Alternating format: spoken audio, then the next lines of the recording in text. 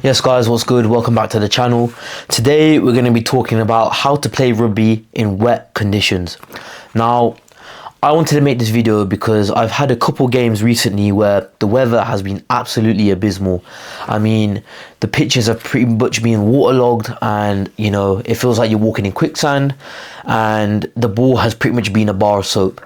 And I just wanted to give you guys a few tips and pointers on how you can adjust your game for when the conditions are not really suited for rugby. So my name's Hassan, and I've made this channel on YouTube to give you guys tips and pointers to improve your skill set and knowledge in rugby, but also to hopefully give you guys the opportunity to improve the level of rugby that you're playing at. So if that's something that interests you, be sure to subscribe and support the channel, as this lets me know that I'm doing a good job and I want to keep pumping out the content for you guys to help you improve and reach higher levels. So let's get into today's video. I'm just going to go over a few pointers that I have written down on this piece of paper to hopefully give you guys a few pointers that you can keep in mind when, you're rocking up to a rugby game and you look outside at the weather and it's pouring down with rain and there's very muddy conditions. So I'm going to share with you these points and hopefully you pick up something new and you can effectively use my points to help you when, you face those conditions which are really, really wet and really slippy.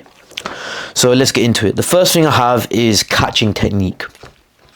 Now, you got to remember that when it's wet, the rugby ball is going to be very slippy, and I think a lot of us rugby players have experienced this, where the ball feels like a bar of soap. Essentially, it's very hard to catch the ball when it's wet, and you want to make it as easy as possible for you when you're trying to catch the ball, because no one enjoys knocking on the rugby ball. It's probably like such a bad feeling to have because no one means to do it, but we've all done it at some point or stage in our rugby careers. So how are we going to fix this? I think if you find yourself under the high ball, a very important technique to incorporate in your catching is implementing the basket.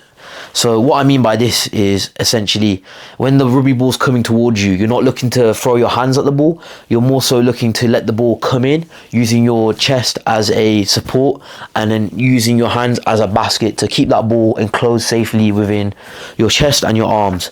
This is important as it won't let the ball pop out, and it's a very secure method of catching the rugby ball, especially when it's wet, windy and the ball is very slippy.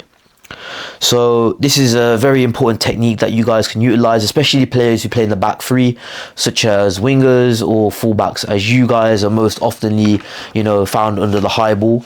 But along with that, I would say, it's useful for any player, especially if you look at like the start of a game, a kickoff, for example. You want to make sure that you have a lot of confidence when you're under that ball because you don't want to drop it. That's the worst way you can start a rugby game. So just keep that in mind, guys, when, you're looking to catch a ball when it's rainy and it's very slippy. And then the next thing I want to talk about is territory. Now, you might be thinking, why is this important when it's wet? Isn't it important all the time? Well, I think it's very specific to kind of the conditions, but let me just kind of run you guys through it. So the first thing that I think is very important when it's wet and rainy, you don't want to be attacking with the ball in your own half, because it's very much so a case when it's rained a lot either the night before, morning of, or during a game, that the mud and the grass is very, very slippy.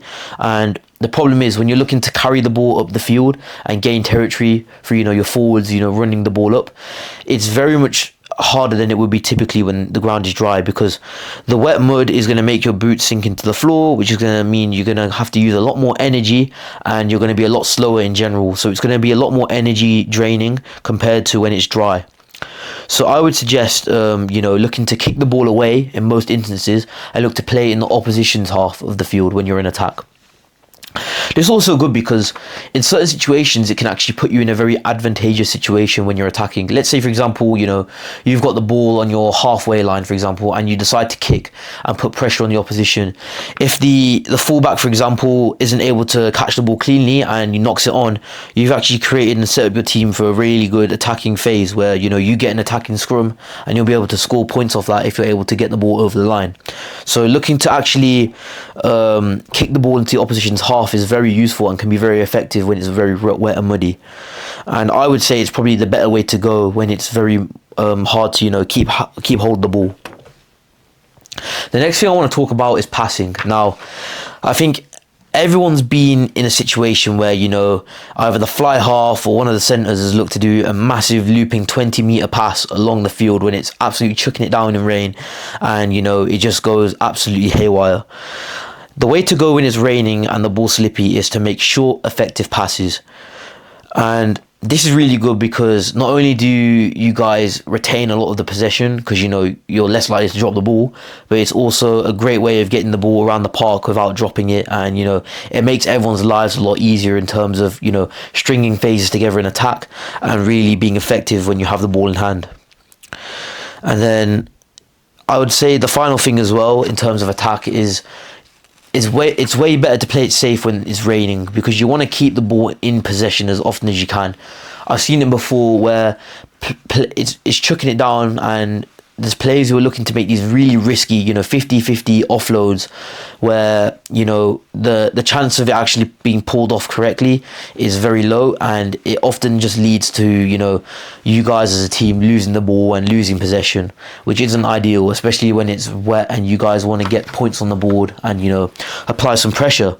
So I would suggest more so than not, when you have the ball in your hands and, you know, you've been tackled, let's say you broke the line and you've got the ball in your hands and you've been tackled, it's much better and much effective just to take the ball down to the floor and hold on to it, rather than looking to, you know, make a risky offload and throw away the ball when, you know, the ball's slippy and you may not be able to pull off the pass. So yeah, those are like the main points that I had written down in terms of what to do. I think it's really important as well just to have really high levels of communication, especially when it's wet, because I think if you guys are looking to, you know, pull off your attacking moves, for example, you guys need to potentially look to just stay a bit more narrow, because you're not going to be able to make those long 10-metre passes all the time where, you know, you might typically do that when it's dry and a bit more sunny.